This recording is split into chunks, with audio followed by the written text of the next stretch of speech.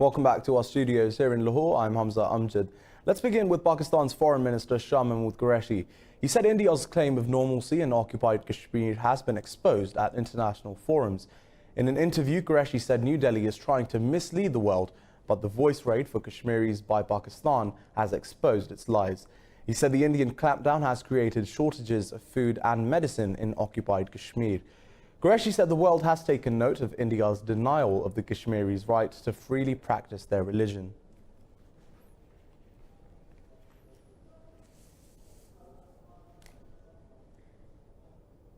Now, in a related development, Indian-American Congresswoman Pramila Jayapal has expressed concerns over the alarming human rights situation in occupied Kashmir.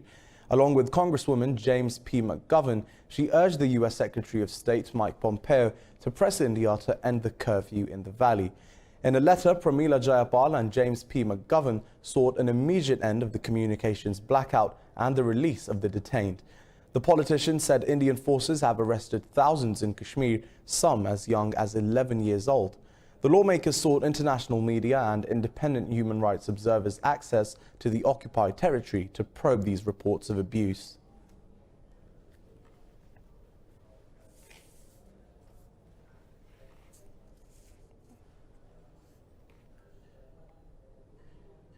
Now, Pakistan has called for an early resumption of the Afghan peace process. The country's ambassador to the UN, Maliha Lodi, says the alternative to talks is a surge in violence in Afghanistan. Now, speaking during a UN Security Council debate, Lodi said the principles of a peace agreement seem to be within reach. She expressed hope that the breakdown of talks is only temporary. The United Nations has warned Israel's Prime Minister Benjamin Netanyahu against his plan to annex parts of the occupied West Bank. UN Chief Antonio Guterres says the proposed plan is a serious violation of international law. Guterres says the annexation will be illegal and will undermine the prospects for regional peace. He says it will weaken the viability of a two-state solution for the Israel-Palestine conflict. Earlier, Netanyahu said he will impose Israeli sovereignty on the Jordan Valley and northern Dead Sea if he is re-elected. Meanwhile, the Organization of Islamic Cooperation has called an emergency meeting to discuss Tel Aviv's escalation. Germany has offered to conduct a conference on Libya in conjunction with the UN. This is a bid to stabilize the oil-producing country where rival factions have been fighting over the capital. Berlin's ambassador to Libya, Oliver Auxer, says the plan is in its early stages. This will be the first major diplomatic push since the opening of an offensive by Eastern forces loyal to Khalifa Haftar in April. Earlier, German Chancellor Angela Merkel said the Libyan situation risks destabilizing the whole of Africa. She told the Bundestag that Berlin will do its part to avoid a proxy war in Libya. Now, the UK government has published Operation Yellowhammer, its planning scenario for a no-deal Brexit. This outlines a series of reasonable worst-case assumptions for the impact of a crash-out on October the 31st. MPs voted to force the release of the contingency plans, and the document outlines risks, including panic buying and rising public disorder over food and medicine shortage.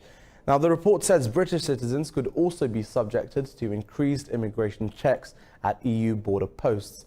Opposition leader Jeremy Corbyn has called out Prime Minister Boris Johnson for putting citizens at risk.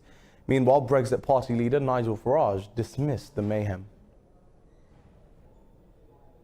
The idea, given there are over 100 ports, active ports in the United Kingdom, that even if there was a problem at Dover, there'd be food shortages, is complete and utter rubbish. It's Project Fear, Mark II. It should be utterly, completely, totally disregarded.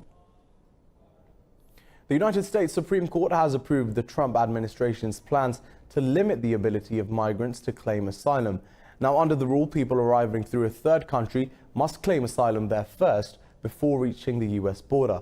Now, the plan will affect migrants from Central America who head north through Mexico.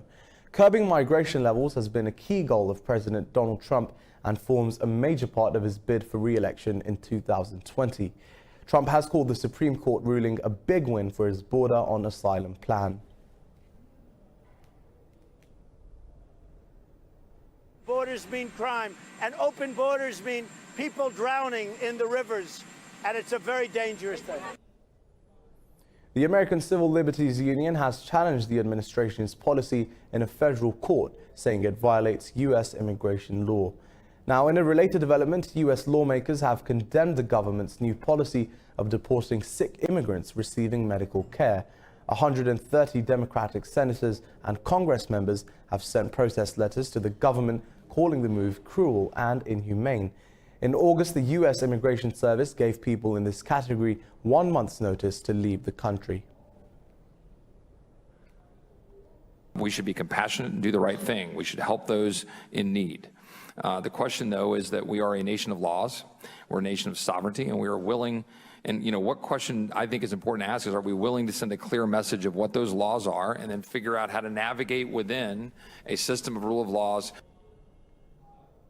Sudan's ruling council says the government and armed groups have agreed to hold peace talks next month. This is a key condition for the country's removal from the U.S. sponsors of terrorism list. In a declaration issued after talks in South Sudan's capital, Juba, the council said peacemaking with rebels is one of its main priorities. Sudan's government and rebel groups have also agreed to form specialized committees to arrange for the peace negotiations. The council says it will follow procedures to release prisoners of war. Sudanese officials and rebels signed the initial agreement in front of diplomats to set a 2-month period for talks. Thousands of people have been killed in Sudan's civil wars, including the conflict in the western Darfur region. Over in Nigeria, Boko Haram has killed 9 soldiers in an attack on a military base in the town of Gudumbali in the northern state of Borno. The security officials say 27 other soldiers are missing. The Nigerian army says security forces countered the militants and repelled the attack. A decade-long insurgency in Nigeria has claimed over 30,000 lives so far.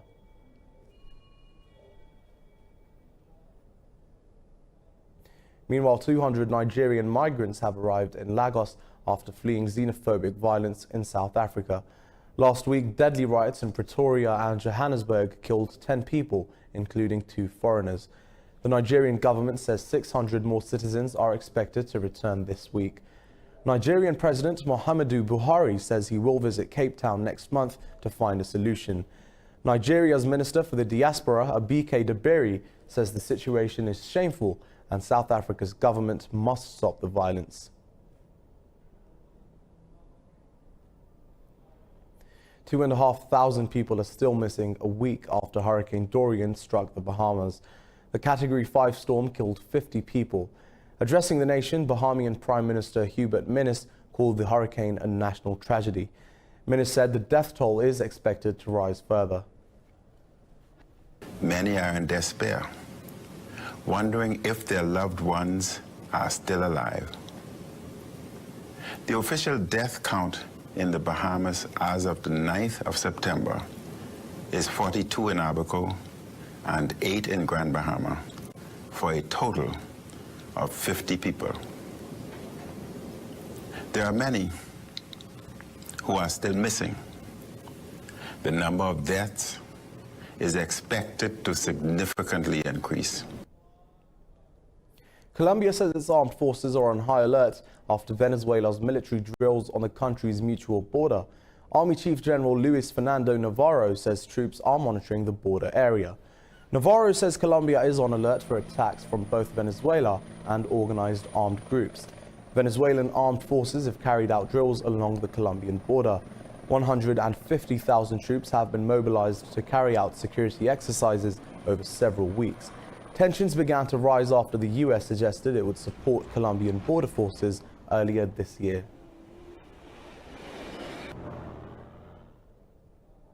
Cuba's President Miguel Diaz-Canel says the country must implement emergency measures to avoid a fuel shortage caused by U.S. sanctions.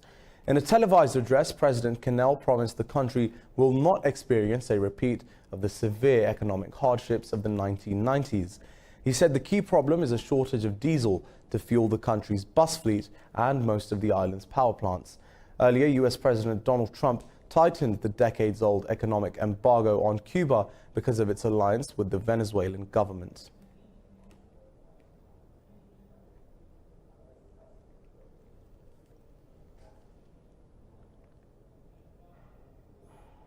Now, China has welcomed positive signals from North Korea about resuming nuclear talks with the United States. It has also urged the US to adopt a more conducive approach to dialogue in response to Pyongyang's goodwill gesture. Speaking to the media, Chinese Foreign Minister Wang Yi said he wants the talks on denuclearization to resume by the end of the month. Yi again suggested there should be a relief of United Nations sanctions on Pyongyang. He did not mention the North's recent weapon tests.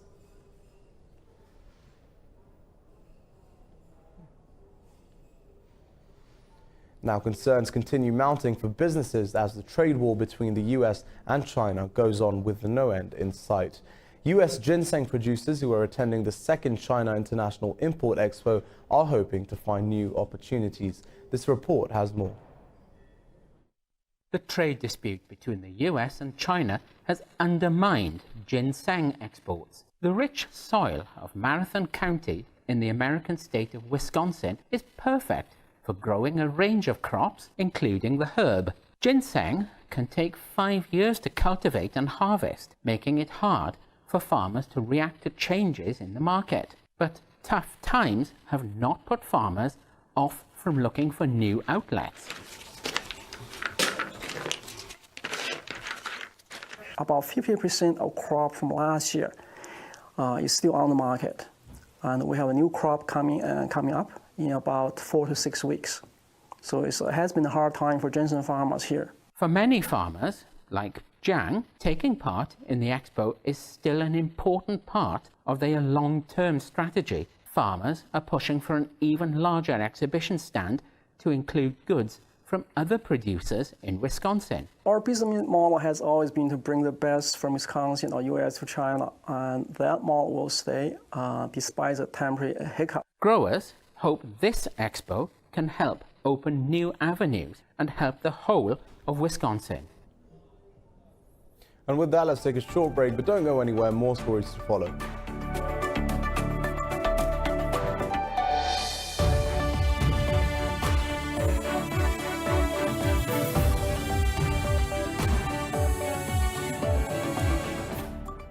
Welcome back. Now, Italy's Prime Minister Giuseppe Conte has asked for the EU's fiscal forbearance to revive economic growth.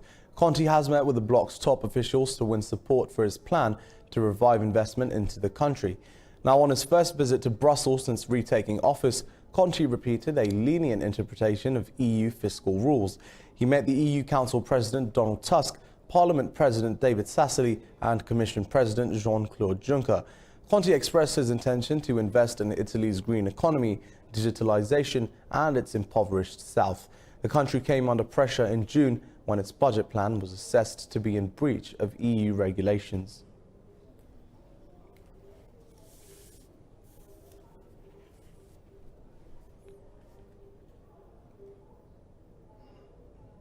Now, most people choose to pass the time on their smartphones when using public transport. But if you're in Kazan, Russia, you may come across a tram driver who sings to you as she drives. Now, this gives you onboard entertainment at no additional cost. Let's take a look.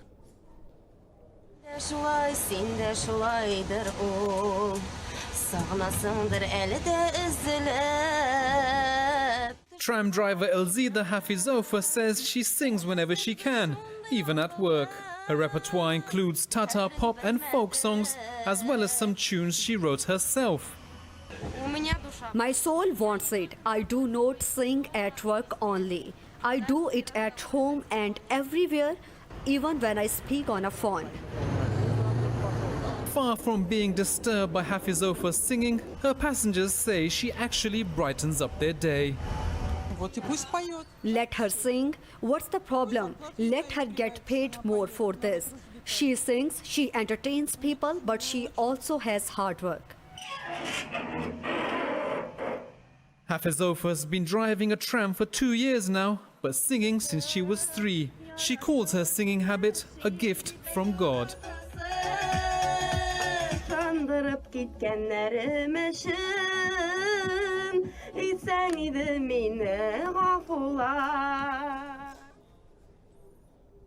Now, astronomers say the exoplanet K2-18b has become the first planet to have both Earth-like temperature and water. These two factors in turn could support life on the planet. K2-18b orbits a star outside the solar system and has 8 times the mass of the Earth. This is the first successful discovery of water and atmosphere temperatures on an exoplanet.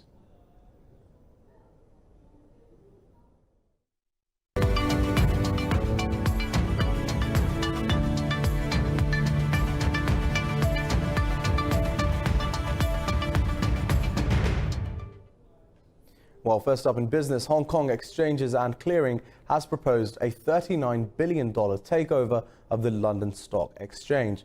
The proposal will require the LSE to give up its acquisition of the data company Refinitiv. The LSE says it will review the offer, but is committed to acquiring Refinitiv. The Hong Kong-based company's proposal comes as Britain is set to leave the European Union. It says the offer represents a 23% premium on the LSE's closing stock price on Tuesday.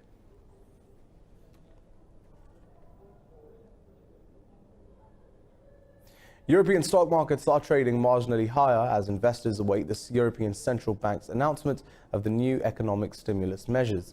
Bourses have also been supported by a reduction in tensions between the US and China after they withheld the imposition of new tariffs. Investors are widely anticipating a significant package of monetary stimulus from the ECB. London's FTSE 100 and the DAX in Frankfurt are fractionally up, while Paris's CAC index is down slightly. Earlier, most stock markets in Asia gained an optimism about trade talks between Washington and Beijing.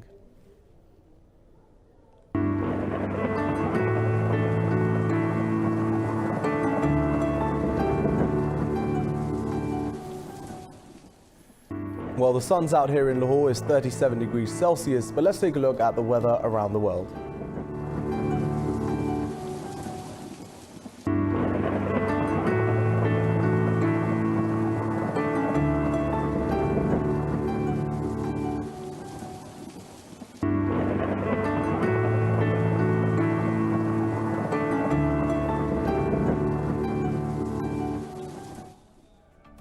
And that was all I have from the News Bulletin at the moment, but do stay tuned to Indus News for further updates. And as always, thanks for watching.